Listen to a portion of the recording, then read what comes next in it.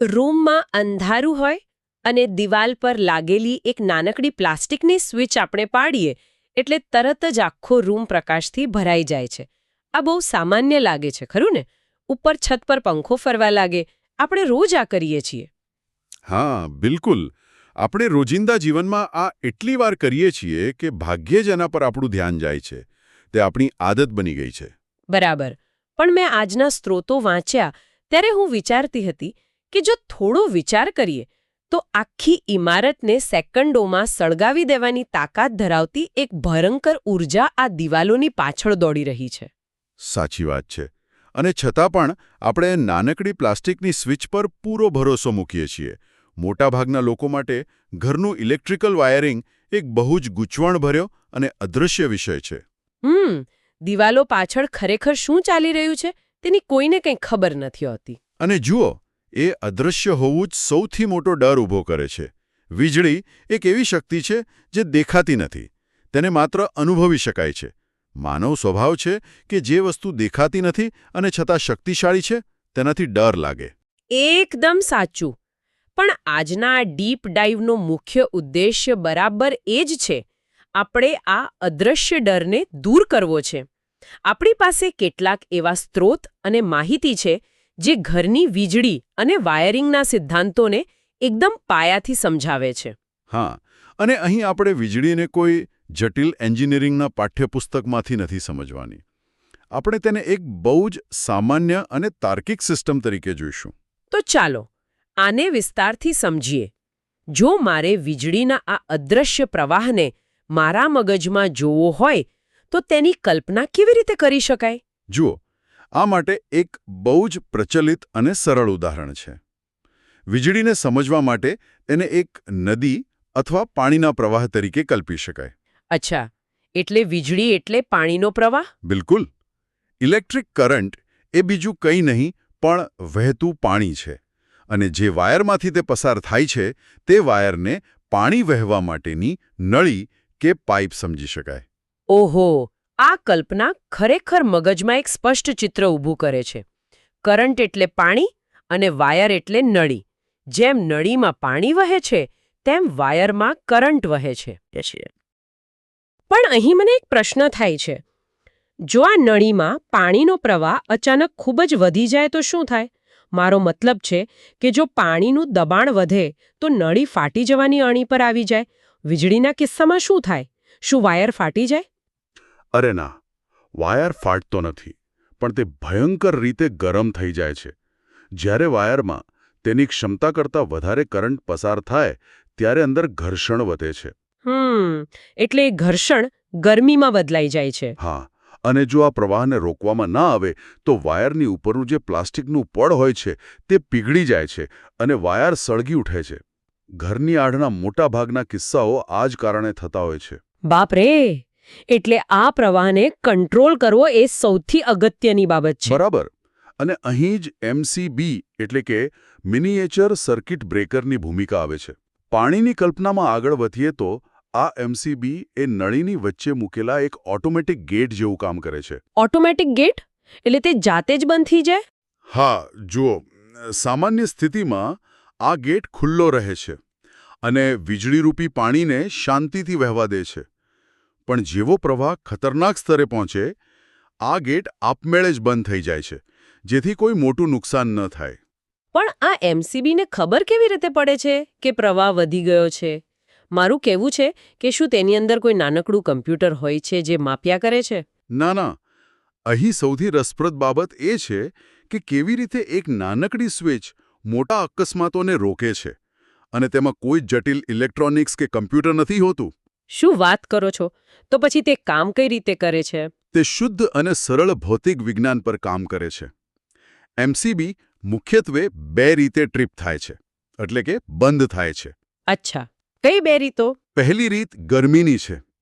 જ્યારે કરંટ ધીમે ધીમે વધે અને વાયર ગરમ થવા લાગે ત્યારે એમસીબીની અંદર રહેલી બે અલગ અલગ ધાતુઓની બનેલી એક પટ્ટી હોય છે. તેને બાયમેટેલિક સ્ટ્રીપ કહેવાય છે. તે ગરમ થાય છે.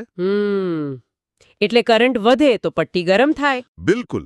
અને ગરમીના કારણે તે પટ્ટી વળે છે. તેના વળવાથી સ્વિચનું મિકેનિઝમ ખેંચાય છે અને પેલો ગેટ બંધ થઈ જાય છે. અદ્ભુત. એટલે કે એ ગરમીનો ઉપયોગ જ સિસ્ટમને બંધ કરવા માટે થાય છે. આ તો જાણે સમસ્યા જ પોતાનો ઉકેલ લઈને આવે છે. સાચી વાત છે. અને બીજી રીત છે મેગ્નેટિક, એટલે કે ચુંબકીય. ચુંબકીય એ વળી ક્યારે કામ આવે? જ્યારે અચાનક જ કરંટનો પ્રવાહ હજારો ગણો વધી જાય, જેમ કે શોર્ટ સર્કિટ વખતે, ત્યારે ગરમી પેદા થવાની રાહ ન જોઈ શકાય. સેકન્ડના 1000માં ભાગમાં સિસ્ટમ બંધ કરવી પડે. હા, નહીતર તો બધું સળગી જાય. બરાબર. આવા સમયે એમસીબીની અંદર રહેલું એક ઇલેક્ટ્રોમેગ્નેટ અતિશય શક્તિશાળી બની જાય છે. તે સ્વિચને જોરથી પોતાની તરફ ખેંચીને પ્રવાહને એકદમ કાપી નાખે છે. આ ખરેખર માસ્ટરપીસ એન્જિનિયરિંગ છે. એક નાનકડું પ્લાસ્ટિકનું બોક્સ જેની અંદર માત્ર ધાતુની પટ્ટી અને ચુંબક છે, તે આટલી મોટી સુરક્ષા પૂરી પાડે છે. તો હવે આપણને એ તો સમજાઈ ગયું કે પ્રવાહ કેવી રીતે વહે છે અને તેને કંટ્રોલ કોણ કરે છે. હા, પણ પ્રવાસ હજુ બાકી છે. બિલકુલ. અને અહીં વાત ખરેખર રસપ્રદ બને છે.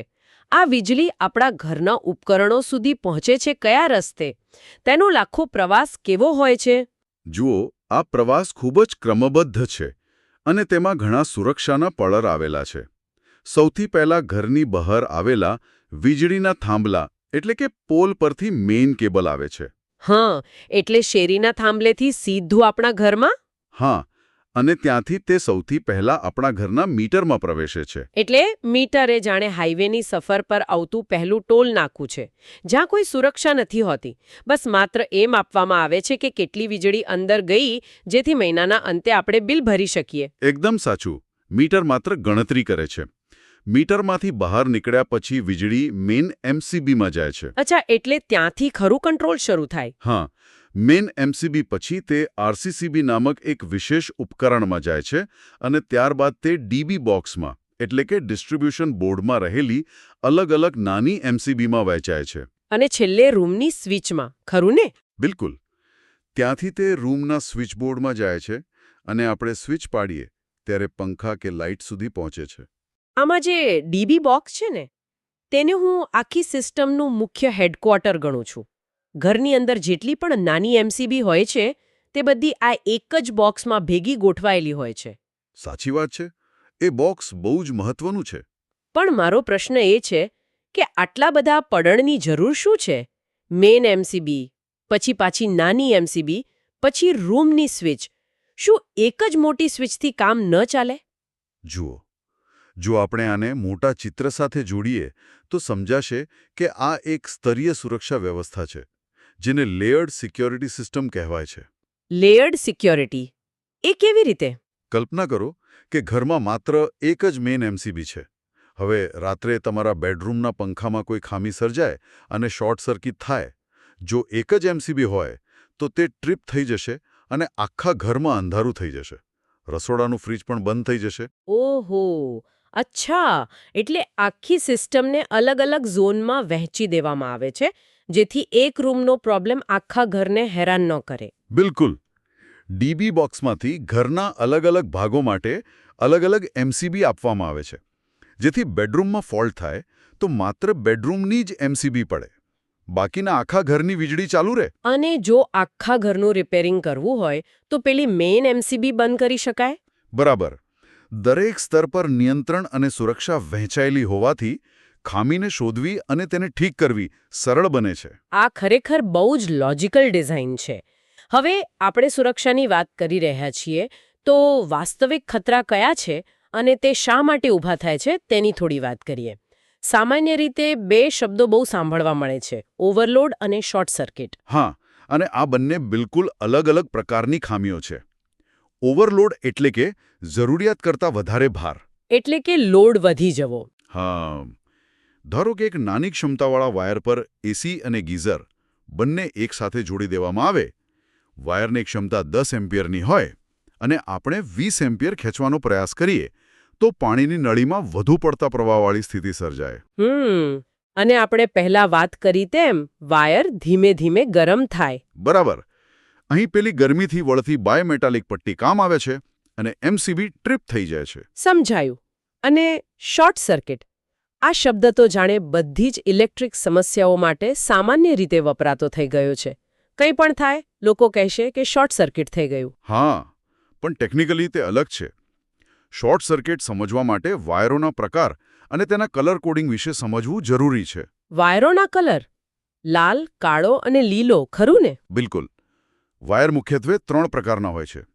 લાલ રંગનો વાયર, જેને ફેઝ અથવા લાઇવ કહેવાય છે, કાળા રંગનો વાયર, જેને ન્યુટ્રલ કહેવાય છે, અને લીલા રંગનો વાયર, જે અર્થિંગ માટે હોય છે. આને સમજવા માટે મારા મગજમાં એક બહુ સરસ ઉદાહરણ આવે છે. લાલ રંગનો ફેઝ વાયર એ જાણે એક ડિલિવરી બોય છે. અચ્છા, ડિલિવરી બોય કેવી રીતે? જુઓ, તે પાવર સ્ટેશનથી કરંટરૂપી સામાન કે ઊર્જા લઈને આપણા ઘર સુધી આવે છે. પણ સામાન આપી દીધા પછી એ ડિલિવરી બોયને પાછા જવા માટે રસ્તો તો જોઈએ ને? બિલકુલ જોઈએ. તો આ કાળા રંગનો ન્યુટ્રલ વાયર એ એક ખાલી રસ્તો છે જ્યાંથી તે પાછો ફરે છે. અરે વાહ, ખૂબ જ સરસ કલ્પના છે. એક વાત હંમેશા યાદ રાખવી જોઈએ કે ઇલેક્ટ્રિક કરંટ ત્યારે જ વહે છે જ્યારે તેને એક આખી સાયકલ એટલે કે બંધ લૂપ મળે. એટલે જો માત્ર આવવાનો રસ્તો હોય અને જવાનો રસ્તો ન હોય તો વીજળી વહેશે જ નહીં. એકદમ સાચું. ફેઝ વાયર ઊર્જા લાવે છે, ઉપકરણ તે ઊર્જા વાપરે છે, અને ન્યુટ્રલ વાયર તે ખાલી ઇલેક્ટ્રોન્સને પાછા લઈ જાય છે. પણ જો ન્યુટ્રલ વાયર માત્ર ખાલી રસ્તો જ છે તો તે ખતરનાક શા માટે હોય છે? ઘણા લોકોને ન્યુટ્રલ વાયર અડકવાથી પણ શોક લાગે છે એવું મેં સાંભળ્યું છે. એનું કારણ એ છે કે જ્યારે ઉપકરણ ચાલુ હોય ત્યારે તે કાળા વાયરમાંથી કરંટ પાછો ફરી રહ્યો હોય છે. તે સંપૂર્ણપણે ખાલી નથી હોતો. તે રિટર્ન પાથ છે. અચ્છા, એટલે તેમાં કરંટ તો હોય જ છે? હા, જો તેને અડકવામાં આવે તો કરંટને પાછા જવા માટે ન્યુટ્રલ વાયર કરતાં માનવ શરીર વધુ સરળ રસ્તો લાગી શકે છે અને શોક લાગે છે. ઓકે, આ સ્પષ્ટ થઈ ગયું. હવે આપણે શોર્ટ સર્કિટની વાત કરતા હતા. શોર્ટ સર્કિટ ક્યારે થાય છે? જુઓ, જ્યારે આ કરંટ લઈને આવતો લાલ ફેઝ વાયર અને પાછો જતો કાળો ન્યુટ્રલ વાયર ઉપકરણમાં ગયા વગર જ કોઈ કારણસર વચ્ચે જ એકબીજા સાથે ટકરાઈ જાય ત્યારે શોર્ટ સર્કિટ થાય છે. એટલે જાણે કે હાઈવે પર આવતા ડિલિવરી બોય અને પાછા ફરતા વાહનો વચ્ચે સીધી અને સામસામી ટક્કર થઈ જાય. બિલકુલ. વચ્ચે કોઈ ઉપકરણ ન હોવાથી કરંટને કોઈ રોકનાર કે વાપરનાર હોતું નથી. તેથી પ્રવાહ અચાનક અનંત ગણો વધી જાય છે. અને ત્યારે જ પેલો બ્લાસ્ટ થાય છે ને? હા, અચાનક જ ખૂબ મોટી ઊર્જા મુક્ત થાય છે, તણખા ઝરે છે અને વિસ્ફોટ જેવી સ્થિતિ સર્જાય છે. આવા સમયે જ એમસીબીનું પેલું મેગ્નેટિક મિકેનિઝમ મિલિસેકન્ડ્સમાં ટ્રીપ થઈને એ ટક્કરની વિનાશક અસરોને રોકી લે છે. બાપ રે! આ સાંભળીને જ ડર લાગે છે. પણ આ બધામાં પેલો ત્રીજો વાયર લીલા રંગનો અર્થ વાયર ક્યાં કામ આવે છે? સ્ત્રોતોમાં તેને ખૂબ જ સ્પષ્ટ રીતે લાઈફ સેવર એટલે કે જીવન રક્ષક કહ્યો છે. અર્થ વાયરની ભૂમિકા ખરેખર અદ્ભુત છે. તે શુદ્ધ ભૌતિક વિજ્ઞાનના એક મૂળભૂત નિયમ પર કામ કરે છે. કરંટ હંમેશા સૌથી ઓછા અવરોધવાળો એટલે કે લીસ્ટ રેઝિસ્ટન્સવાળો રસ્તો પસંદ કરે છે. અવરોધ એટલે રસ્તામાં આવતી અડચણ, ખરું ને? હા. હવે કલ્પના કરો કે ઘરમાં લોખંડની બોડી ધરાવતું ફ્રિજ કે વોશિંગ મશીન છે. કોઈ કારણસર અંદરનો લાલ ફેઝ વાયર છોલાઈને ફ્રિજની લોખંડની બોડીને અડી જાય છે. તો આખું ફ્રિજ કરંટથી ભરાઈ જાય? બિલકુલ. અને જો કોઈ વ્યક્તિએ ફ્રિજને અડકે તો કરંટ તેના શરીરમાંથી પસાર થઈને જમીનમાં જવાનો પ્રયત્ન કરશે. માનવ શરીરમાં ઘણું પાણી હોય છે એટલે તે કરંટને પસાર થવા દે છે. પરિણામે જીવલેણ શોક લાગે છે. ઓહ, એટલે કે કરંટને જમીનમાં જવા માટે માણસનું શરીર એક શોર્ટકટ બની જાય છે? હા. પણ જો એ ફ્રિજની બોડી સાથે એક લીલા રંગનો અર્થવાયર જોડેલો હોય અને તે વાયર સીધો ઘરની બહાર જમીનમાં ઊંડે સુધી દાટેલો હોય તો સ્થિતિ બદલાઈ જાય છે. કેવી રીતે? તાંબાનો વાયર માનવ શરીર કરતાં હજારો ગણો વધુ સારો વાહક છે. તેમાં અવરોધ લગભગ શૂન્ય હોય છે. અચ્છા, તો જ્યારે માણસ એક ખામીયુક્ત ફ્રિજને અડકે ત્યારે કરંટ પાસે બે રસ્તા હોય છે. એક માણસનું શરીર જેમાં થોડો અવરોધ છે અને બીજો અર્થ વાયર જેમાં કોઈ અવરોધ નથી. એકદમ સાચું પકડ્યું તમે. અને કરંટ હંમેશા સરળ રસ્તો પસંદ કરે છે. તે માણસને નુકસાન પહોંચાડ્યા વગર આંખના પલકારામાં લીલા વાયર મારફતે સીધો પૃથ્વીમાં સમાઈ જાય છે. શું વાત કરો છો? માણસને ખબર પણ નથી પડતી કે તે એક મોટા ખતરામાંથી બચી ગયો છે? બિલકુલ. એટલે જ યોગ્ય અર્થિંગ હોવું ફરજિયાત છે. તે સાચા અર્થમાં સાયલેન્ટ ગાર્ડિયન એટલે કે મૂક રક્ષક છે. તો આ બધાનો અર્થ શું છે? આપણે સિદ્ધાંતો તો સમજી લીધા. પ્રવાહ, વાયર, એમસીબી, શોર્ટ સર્કિટ આ બધું કેવી રીતે કામ કરે છે તે જોઈ લીધું. પણ એક સામાન્ય ઘરમાં આ બધું વ્યવહારમાં કેવી રીતે ગોઠવાયેલું હોય છે? જુઓ, આ ગોઠવણીને આપણે સર્કિટ કહીએ છીએ. સર્કિટ એટલે કરંટને વહેવા માટેનો એક પૂરો રસ્તો. ડીબી બોક્સથી શરૂ થઈને ઉપકરણ સુધી જતો અને પાછો આવતો રસ્તો. આખી લૂપ. હા, અને અહીં એક મહત્વનો નિયમ છે. એક સર્કિટ બરાબર એક એમસીબી, એટલે કે દરેક અલગ રસ્તા માટે એક અલગ ગેટ હોવો જોઈએ. તો જો એક સાધારણ 2 BHK ઘરનું ઉદાહરણ લઈએ તો તેમાં કેટલી સર્કિટ અને કેટલી એમસીબી હોઈ શકે? સામાન્ય રીતે એક 2 BHK ઘરમાં અંદાજે 2 લાઇટ માટેની સર્કિટ હોય છે, જેમાં લાઇટ અને પંખા જોડાયેલા હોય. 2 પાવર અથવા સોકેટ સર્કિટ હોય છે, જેમાં ટીવી, ફ્રીજ કે વોશિંગ મશીન જેવા ઉપકરણો લાગે. અને એસી અને ગીઝરનું શું? હા, એક સર્કિટ સ્પેશિયલ એસી માટે હોય છે અને એક ગીઝર માટે હોય છે. એટલે કે આખા ઘરમાં લગભગ 8 થી 10 અલગ-અલગ એમસીબી પેટી ડીબી બોક્સમાં લગાવેલી હોય છે. એમસીબી હોય છે. આ ગોઠવણીને વધુ સુરક્ષિત રાખવા માટે એન્જિનિયરો કેટલાક સુવર્ણ નિયમો એટલે કે ગોલ્ડન રૂલ્સનું પાલન કરવાનું કહે છે.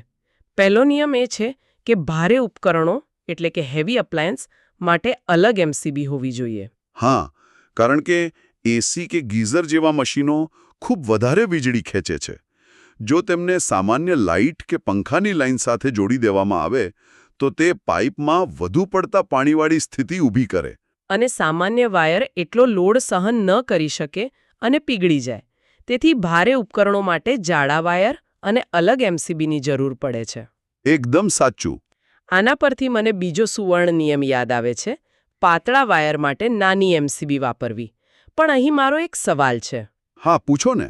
ઘણા લોકો એવું વિચારે છે કે જો આપણા પાતળા વાયર પર પણ એક મોટી અને મોંઘી એમસીબી ધારો કે 32 એમ્પિયરની લગાવી દઈએ તો વધુ સુરક્ષા મળશે.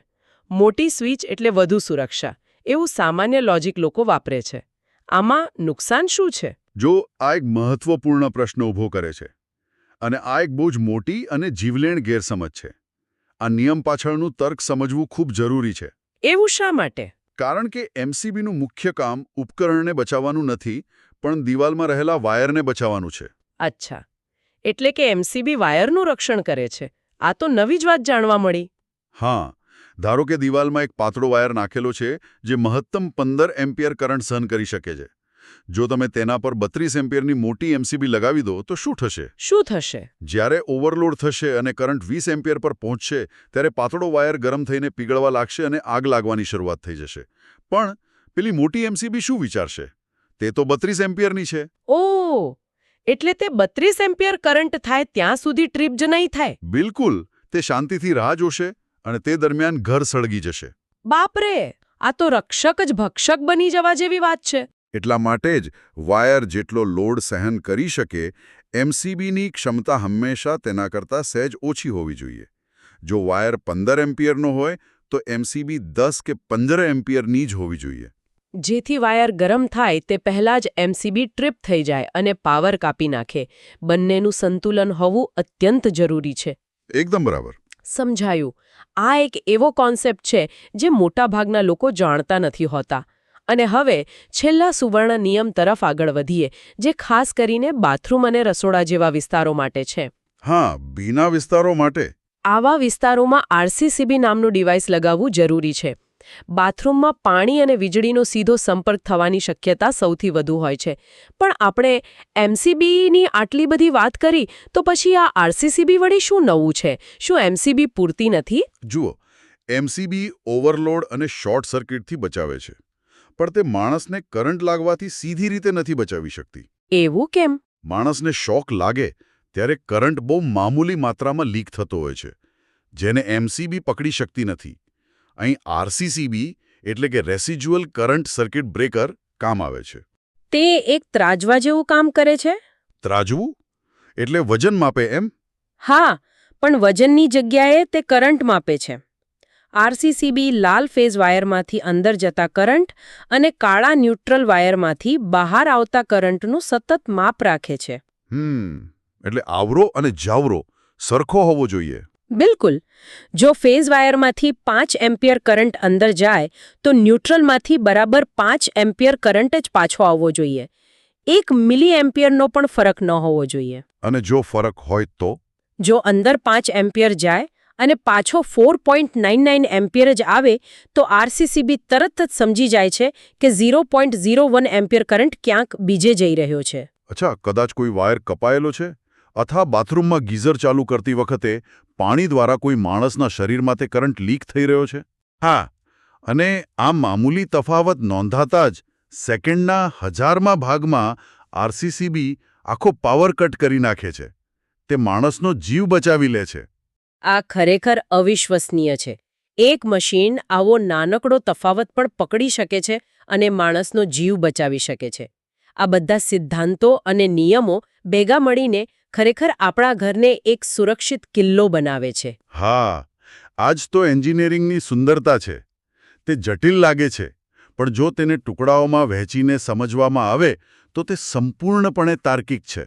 તો જો આપણે આખી ચર્ચાના નિષ્કર્ષ પર આવીએ તો આખા ઇલેક્ટ્રિકલ વાયરિંગનો નિચોડ એક સીધી શૃંખલામાં મૂકી શકાય.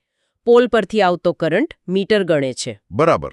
ત્યાંથી મેઇન એમસીબી અને ડીબી બોક્સમાં રહેલી નાની એમસીબી તેને સુરક્ષિત રીતે કંટ્રોલ કરે છે અને અલગ અલગ રૂમમાં મોકલે છે.